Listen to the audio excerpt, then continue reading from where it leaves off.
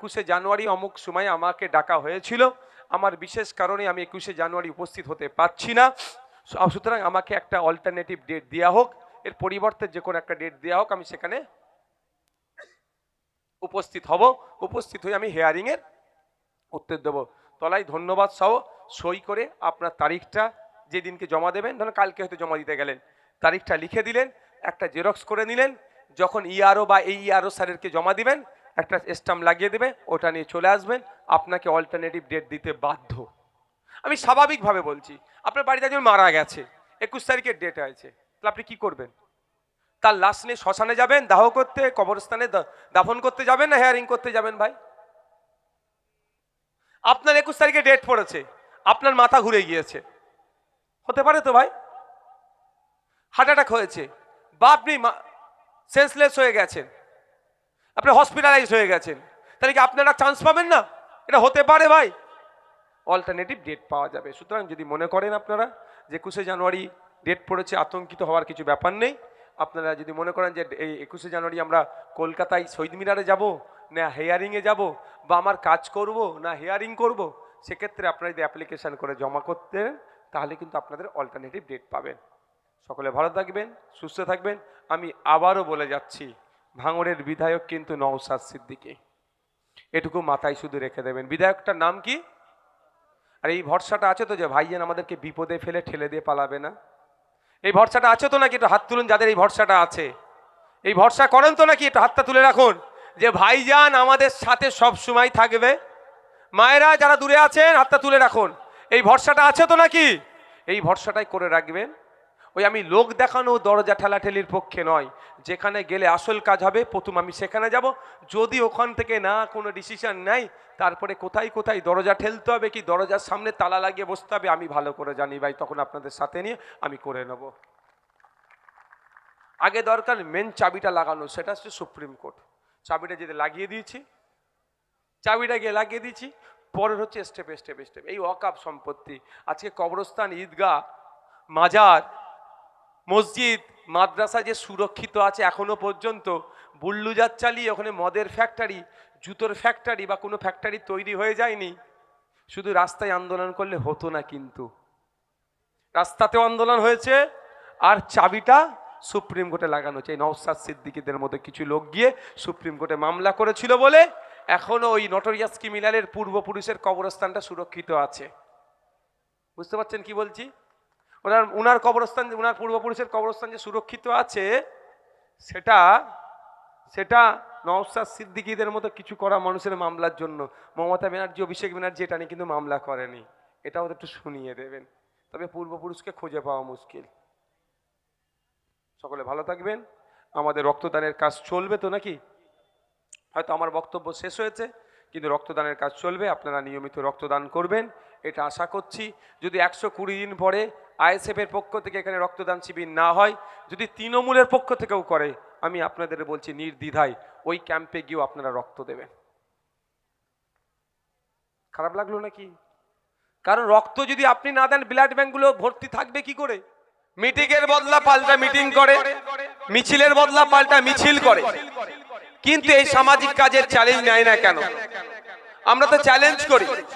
পোলেরহাট 2 নম্বর অঞ্চলে 2000-এর অধিক blood donor দিয়েছে, ব্লাড ক্যাম্প হয়েছে, ব্লাড রক্ত অর্পণ শিবির হয়েছে, 2000-এর অধিক ডোনার ডোনেট করেছে।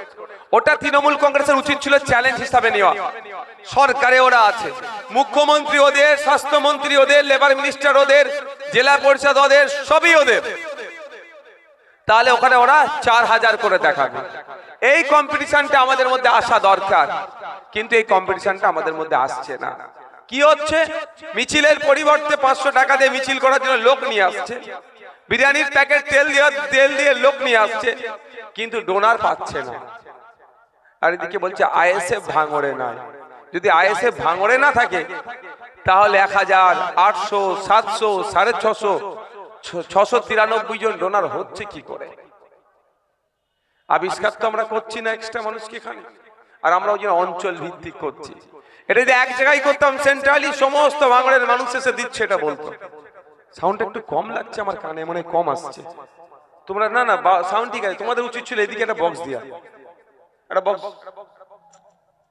এইখানে কাছাকাছি একটা দেওয়া দরকার ছিল, আমার কানেই তো কম আসছে। আপনারা শুনতে ঠিকঠাক পাচ্ছেন ভাই? দেখ, ওই বিষয়ে বেশি কথা বলে সময় নষ্ট করে লাভ হবে না ভাই। চ্যালেঞ্জ গ্রহণ করুন। এখানে 2000 ইউনিট হবে, আপনি 4000 ইউনিট করে দেখুন। আপনাদের জানিয়ে রাখি যে আপনাদের জানতে হবে, আপনি একা একজন ব্লাড দিলেন, আপনার এই ব্লাড থেকে 4 জন পর্যন্ত উপকৃত হতে পারে। আমরা শুধুমাত্র ভোটের সময় আসছে ভোট চাওয়ার রাজনীতি করি না। সমাজের বিভিন্ন বিভিন্ন স্তরের মানুষ কিভাবে উপকৃত হবে তার জন্য আমরা রাজনীতি করি। বা এখানে না দাঁড়িয়ে দিকে চলে আসেন। ভলেন্টিয়াররা কি করছেন আপনারা?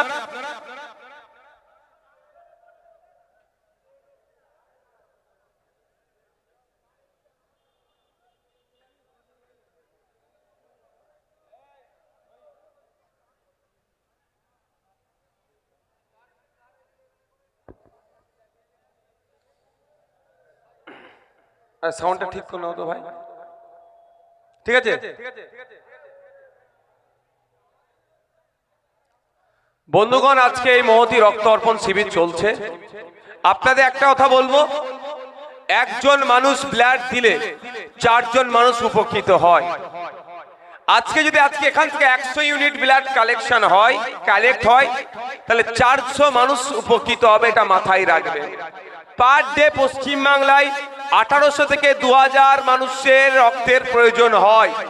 আজকে যদি আমরা 500 ইউনিট রক্তের ব্যবস্থা করি, তাহলে একদিনের অন্তত পশ্চিমবাংলায় মানুষ যেভাবে চিন্তিত হয়, রক্তের প্রয়োজন হয়, থ্যালাসেমিয়া রোগে যারা আক্রান্ত, মুমূর্ষ রোগে যারা আক্রান্ত, প্রতিনিয়ত প্রায় যাদের রক্তের প্রয়োজন হয়, তাহলে আজকে এখান থেকে যদি আমরা 500 ইউনিট রক্তের ব্যবস্থা করতে পারি, তাহলে অন্তত 365 দিনের মধ্যে একদিনের পশ্চিমবাংলার মানুষের টেনশন মুক্ত করার দায়িত্ব তাহলে পোলেরহাট 1 নম্বর অঞ্চলের মানুষরা নিতে পারছে। এই জন্যই তো আপনাদের ডাকছি। আপনারা ভাবে রক্ত দিয়ে কি হবে, আমি আপনাদের জানিয়ে রাখি, রক্তদান মহৎ কাজ, আমরা সকলেই জানি। স্বাস্থ্য ভালো থাকে সকলেই আমরা জানি। রক্ত দিলে ঐক্যের বার্তা যায়, সৌহার্দ্যের পরিবেশ তৈরি হয়, সৌজন্যতার পরিবেশ বৃদ্ধি হয়, এটা আমরা সবাই জানি। সাথে সাথে আপনাদেরকে জানিয়ে দিতে চাই, নিয়মিত রক্ত দিলে আপনার ক্যান্সারের ঝুঁকি কমে যায়, নিয়মিত রক্ত দিলে আপনার স্ট্রোকের ঝুঁকি কমে যায়। ওয়ার্ল্ডে দেখুন WHO কি বলছে, 2024 সালে ওয়ার্ল্ড হেলথ অর্গানাইজেশন 2024 সালে তারা ডেডলাইন দিয়েছিল ভারতবর্ষকে নিয়ে, যে বাড়িতে বাড়িতে একটা করে ক্যান্সার রোগে আক্রান্ত হতে পারে। সৃষ্টিকর্তা ওই ভয়ঙ্কর রোগ থেকে আমাদেরকে মুক্ত রাখুক, এই কামনা আমরা করি। কিন্তু এই ঘটনা ঘটছে, এই ঘটনা ঘটতে পারে, তার সিমটম তারা কিছু দেখেছে, নিশ্চিতভাবে তারা বলেছে। আপনারা দেখুন মেডিকেল সায়েন্স কি বলছে, পৃথিবীর 10টা ভয়ঙ্কর রোগের মধ্যে 2টি ভয়ঙ্কর রোগ হচ্ছে, একটা ক্যান্সার, অপরটি হচ্ছে স্ট্রোক। একটা সময় ছিল ক্যান্সার রোগীদের আমরা জেলায় খুঁজে পেতাম, অমুক জায়গায় একজন ক্যান্সার রোগ আছে, আপনার কি বলে ক্যান্সার রোগে আক্রান্ত আছে, অমুক জায়গায় হয়েছে। ওই হতে হতে এখন পাড়াতে এসে পৌঁছে গেছে। আমি যদি ভুল বলি, এখানে আমাদের ভাঙড়ের ভূমিপুত্র আরিফ আলী মালি ভাই আছেন, 71 বার তার জীবনে রক্ত দিয়েছে। আমরা চাইব সেঞ্চুরি করে ভাঙড়ের নামটাকে তিনি উজ্জ্বল করুন। উনি আমার থেকে রক্ত নিয়ে অনেক বেশি জানেন, উনি আমাকে নিশ্চিতভাবে তাহলে গাইড করে দেবেন। মেডিকেল সায়েন্স বলছে প্রতি 120 দিন ছাড়া যদি এটা নিয়মিত রক্ত দেয়, ক্যান্সার রোগের ঝুঁকি তার কমে যাবে। তাহলে রক্ত দিলে যেমন সৌহার্দ্যের পরিবেশ তৈরি হতে পারে, রক্ত দিলে যেমন অন্যের প্রাণ বাঁচতে পারে, একইভাবে রক্ত দিলে আপনার স্বাস্থ্য ভালো থাকবে। আপনারা দেখুন আজকের ডেটে মানে স্ট্রোকের আর কোনো এজ আছে? এজ কোনো ব্যারিয়ার আছে? একটা সময় ছিল বয়স্ক লোকেরা আক্রান্ত হতো, বৃদ্ধারা আক্রান্ত হতো, এখন ইয়ং ছেলে মেয়েরাও ক্যান্সারে আক্রান্ত হয়ে, ক্যান্সার তো হচ্ছে, স্ট্রোকে আক্রান্ত হচ্ছে। এই আক্রান্ত হওয়ার ফলে অনেকে মারা যাচ্ছে। মহিলাদের বসার আপনারা জায়গা দেননি, কি অ্যারেঞ্জমেন্ট আপনারা? যারা মায়েরা দাঁড়িয়ে আছে একটুখানি, ছেলেরা একটু এগিয়ে আসো তো ভাই, ভাই ছেলেরা আপনার সামনের দিকে একটু এগিয়ে আসো, এই সামনেটা পূরণ করো। আপনার এদিকে যারা আছেন বসেন, এদিকে চেয়ার নিয়ে উঠছেন কেন? আপনার বসেন না, ওই চেয়ারটা ছেড়ে আসতে পারছেন না?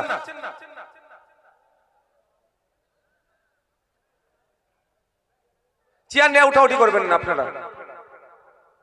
ওইখানে চেয়ার দাও, ওই দূরে রাখতে হবে না, ওখানে চেয়ার দাও ভাই।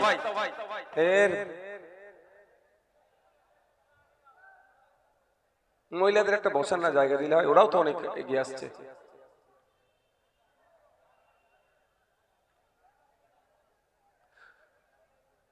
রাইনুর চেয়ার ওখানে নিয়ে যেতে হবে না, ওদেরকে ডেকে চেয়ারটা ব্যবস্থা করে দাও।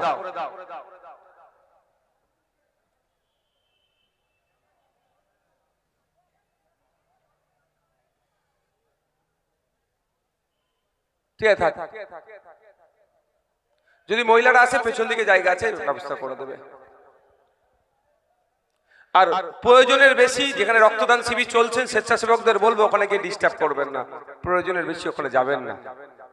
যেটা বলছিলাম, তো মেডিকেল সায়েন্স যদি আমরা ফলো করি দেখতে পাবেন স্ট্রোক রোগে যারা আক্রান্ত হচ্ছে তাদের যারা মারা যাচ্ছে একটা পার্ট, আর যারা বেঁচে থাকছে একটা পার্ট। আমি যারা বেঁচে আছে তারা কিভাবে দিন যাপন করছে একটু আপনাদের জানাতে চাই।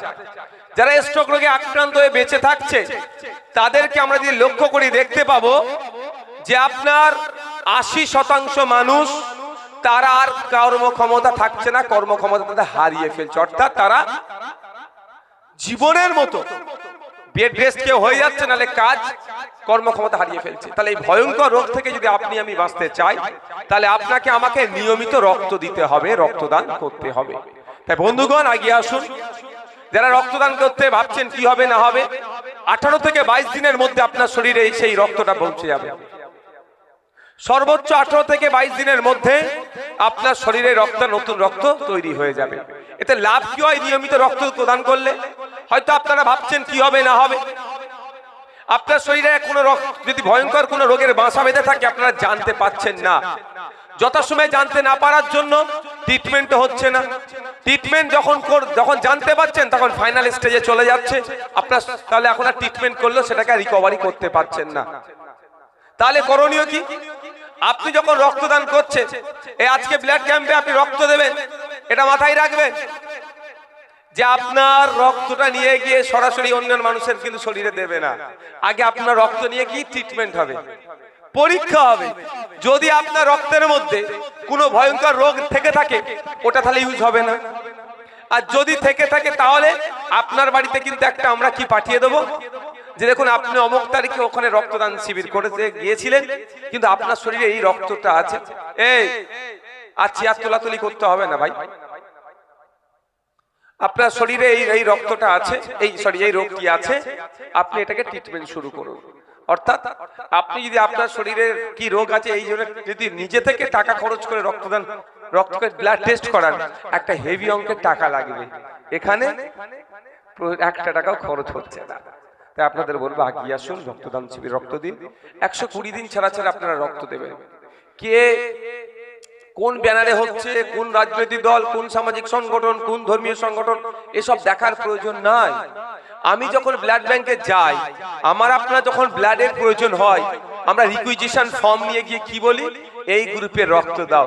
একবারের জন্য বলিনি আমি হার্ডকোর আইএসএফ, আমাকে আইএসএফ এরই ব্লাড দাও, বা আমি মুসলমান, বা আমি হিন্দু, বা আমি খ্রিস্টান, বা আমি অমুক ধর্মের মানুষ, আমাকে ওই গ্রুপের ব্লাড দাও, একবারের জন্য বলিনি।